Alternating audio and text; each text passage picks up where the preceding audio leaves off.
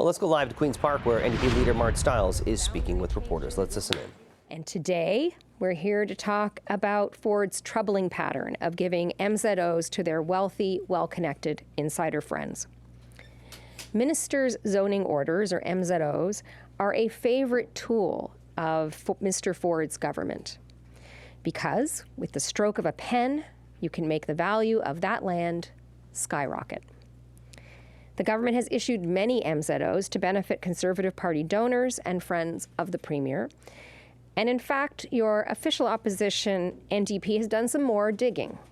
And we've uncovered that Mr. Ford's Conservatives have issued as many MZOs to benefit attendees of a single Ford family wedding reception as the previous Liberal government handed out in 15 years. That's 18 MZOs. 18 MZOs just handed out to the benefit of guests at a single wedding reception. It really seems like being a friend of the Ford family does have its perks. This is an outrageous way for a government to operate. Ford's cash for access culture has already landed his government under criminal investigation by the RCMP over the Greenbelt grab. What will we learn next? What other shady deals are still out there that we haven't even uncovered? And while the Ford government is under criminal investigation, the Premier isn't building the homes our province so desperately needs. Housing starts are going down and not up. And with that, I'm going to ask my colleague, Jeff Birch, NDP critic for municipal affairs, to say a few words. Over to you, Jeff. Well, thank you, Marit.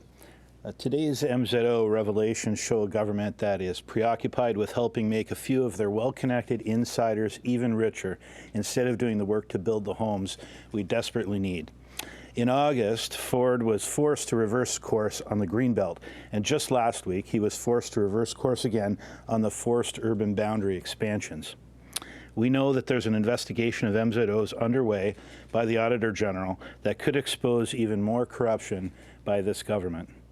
All of these bad decisions by Ford have caused a huge amount of instability for municipalities, urban planners, developers, anyone who's trying to actually get homes built. That's created a massive waste of time and money for municipalities as they struggle to adapt to these chaotic changes. And it means the province is nowhere near on track to building 1.5 million homes. Ford never seems to do the right thing until he's backed into a corner. After the Greenbelt and urban boundaries, it seems like they might be backed into another corner, and they should come clean about it before they stop wasting any more time. I'll hand things back to Marit. Thanks, Jeff. Right, so I'm happy to take questions. Are these the biggest developers in Ontario? Wouldn't it make sense that they'd receive the majority of the MZOs? You know, I think when you look at the pattern, though, it is really quite extraordinary that we have a government handing out MZOs, you know, to certain speculators. Yes, they may be some of the bigger ones, but there's definitely a connection back to the Premier's personal family events, and it's really quite disproportionate when you look at the actual breakdown, right? So I think, you know, whether you're talking about the Greenbelt or urban boundary expansions to MZOs, there is a very clear pattern of this government doing special favors for speculators who are connected to them, whether they're political donors or family friends. Do you guys have any insight into the FOI document dump coming later today? No, but I will say this. I think it's pretty clear to me that the government, you know, the government's efforts over the last few weeks to reverse course are because they're very scared. So to me, that indicates that what's coming is going to be significant, but we'll wait and see. Do you think this government is going to reach its housing target? I mean, is it possible? Yeah, I have to say, I think we are behind now by years and years.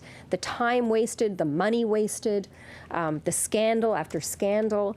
It's pretty clear that the government has made a choice to work with these land speculators, who many of whom I would say never had any intention of building a single home. I mean, look at some of these deals. You know, they flip them over so fast at enormous profit. There was never any intention. And we have developers who are literally handing over the plans. Here's what we need. It's like you might as well just set up that envelope box. It's like you can imagine these two boxes at the wedding, one for the envelopes for the bride and groom and the other for the MZO, plans. Anyways, So do you think that? But I've been thinking about it for a while. Sorry. Do you think your findings today, what you're talking about today, should also be investigated by the RCMP? I mean, I think the RCMP must be looking very carefully at this, and I imagine they're also looking and waiting for these FOI documents. And what I see over and over again is a government whose corruption crisis has put us behind by years in terms of building housing, and questions about why the government continues to try to hide so many details, so many documents of the Greenbelt, the urban boundary expansions, and now the MZOs.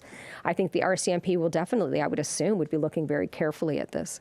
All right, what do you want done about the actual MZOs that were awarded to these particular wedding reception guests? Well, look, I mean, I think it's pretty clear that we need to get to the bottom of what happened here. I want to see the government and the premier specifically come clean about the corrupt deals that they've made with insiders. That's my aim, absolutely.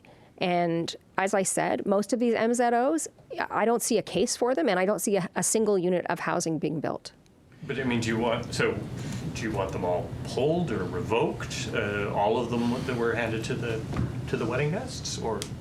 I want to see the government. I mean, it is an extraordinary number, 18 MZOs. That's more.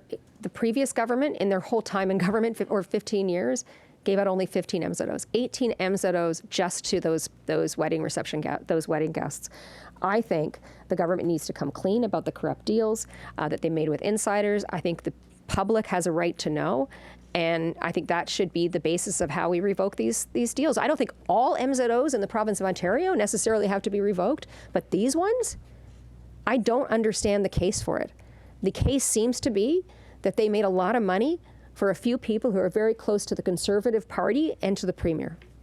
In your previous answer, you said that We've been listening to Ontario NDP leader Marit Stiles speaking with reporters about the ongoing Greenbelt controversy.